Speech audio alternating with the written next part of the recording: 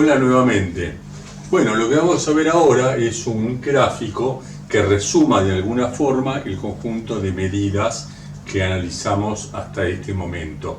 El gráfico fue hecho por John Tukey a fines del siglo XX y vamos a ver inicialmente cómo se arma el gráfico y luego el significado de cada uno de los ítems.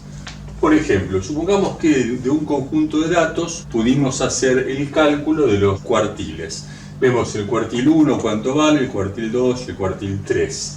Entonces lo que Tukey hace es grafica en un eje X, en general horizontal, pero no necesariamente, cada uno de los cuartiles. Sobre el cuartil 1 y el cuartil 3 marca un segmentito que después une y en definitiva forma con ello el box que le da nombre al gráfico. Y en algún sitio marca un segmento a la altura de la mediana. Luego lo que Tukey hace es una línea horizontal desde el borde de inicio del box y una línea horizontal desde el borde del final del box y marca este ancho una vez y media a un lado y una vez y media al otro. Simplemente lo que hacemos es 18,6 menos 16,4, es decir, Q sub 3 menos Q sub 1, multiplicado por 1,5.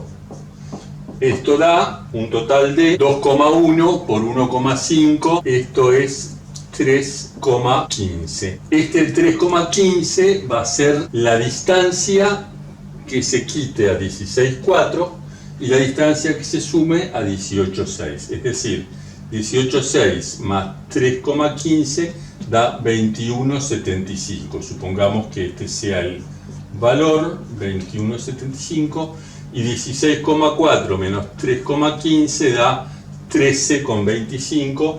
Supongamos que este sea el valor, 13,25. Entonces, a las alturas estas, 13,25 y 21,75, que decimos es una vez y media el ancho una vez y media, a los valores estos se los llama vallas. Vallas. Esta es una valla y esta es la otra. Tukey habla de vallas internas y luego habla de vallas externas, pero por ahora no las tengamos en cuenta. Luego lo que Tukey hace es ver el conjunto de datos, el conjunto de datos original, que no lo marqué acá. De ese conjunto de datos elige el dato más alejado de la caja, pero dentro del sector abarcado por la valla inferior y el límite inferior de la caja. Vale decir, el dato más chico de todos los datos, pero que está dentro del sector Supongamos, de alguna forma, que este dato esté aquí, que sea 15,9. Supongamos. Y lo mismo hace del otro lado. Vale decir, el dato que más alejado está de la caja, pero dentro del sector ubicado entre la caja y la valla. Supongamos que el valor ese sea supongamos que sea 20,8. Entonces, marca firmemente los sectores los segmentos y a estos segmentos los llama bigotes. Este es un bigote y este es el otro. En definitiva, otro nombre que se le da al gráfico es el gráfico de cajas y bigotes, por esto. Entonces, acá hay 5 puntos que son relevantes. El límite inferior de un bigote, los cuartiles y el límite superior del bigote. Por eso se lo llama esto también gráfico de los 5 puntos. Pero falta algo más. Claramente, entre cada bigote y la valla no hay nada, no hay datos. No hay datos porque si hubiera un dato aquí, este bigote se extendería. Si hubiera un dato aquí, este bigote se extendería. Pero podría suceder que hubiera un dato más allá de las vallas, de una valla o de la otra. Supongamos que hubiera un dato acá y otro dato aquí, que fueran, supongamos, 22 y 22,8. Estos datos se marcan específicamente y se llaman outliers. son los puntos que yacen más allá de las vallas. Y hay que marcarlos específicamente. Básicamente el gráfico en definitiva queda formado por los bigotes, la caja y los outliers. Y entonces ahora viene el significado del gráfico, cómo se entiende lo que el gráfico nos está dando. El gráfico nos permite entender el comportamiento de la variable multidimensionalmente. Por ejemplo, la ubicación de la variable la da el box, porque en definitiva el box, ¿qué es lo que abarca?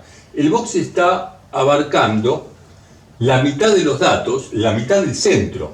Hay un 25 a la izquierda de Q1, un 25 a la derecha de Q3 y la mitad de los datos está acá.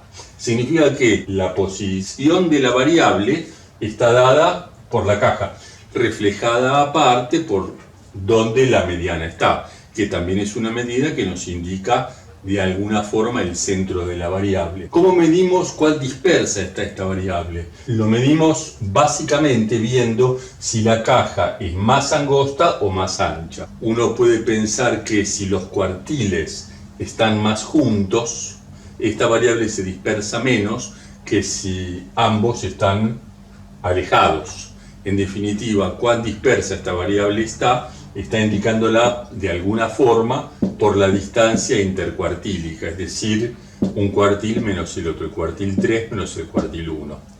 Por último, la forma que la variable tiene, cuán asimétrica es, eso viene dado por donde la mediana yace relativamente respecto de un cuartil y otro. Si cae aproximadamente en el centro, supongamos por aquí, significará que la curva, que el conjunto de datos, es bastante simétrico. Si en cambio cae más hacia un lado o más hacia el otro, está indicándonos algún tipo de asimetría que la variable tiene. Eso queda en general, pero no necesariamente, reforzado por la longitud relativa que los bigotes tienen.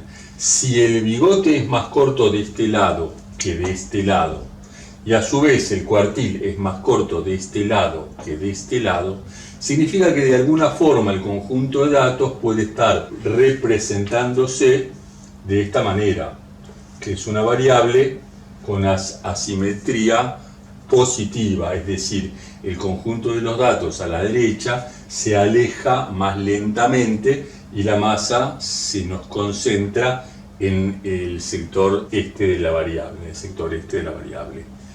Por un lado esto, si vamos a ver cómo el boxplot nos da datos de una variable sola, pero además el boxplot sirve para analizar comparativamente más de una variable. Por ejemplo, uno puede rapidísimamente hacer un gráfico donde haya más de un boxplot referido a más de una variable.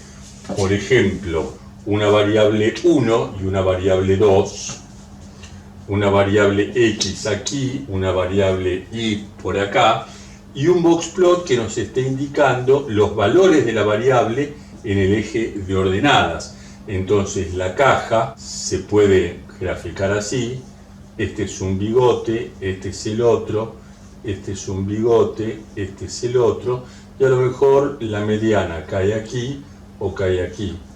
Esto puede hacernos ver comparativamente el comportamiento de una variable respecto de otra, y se puede hacer, lógicamente, no necesariamente con dos, se puede hacer con un conjunto n de variables. Con esto finalizamos todo este tema bastante extenso.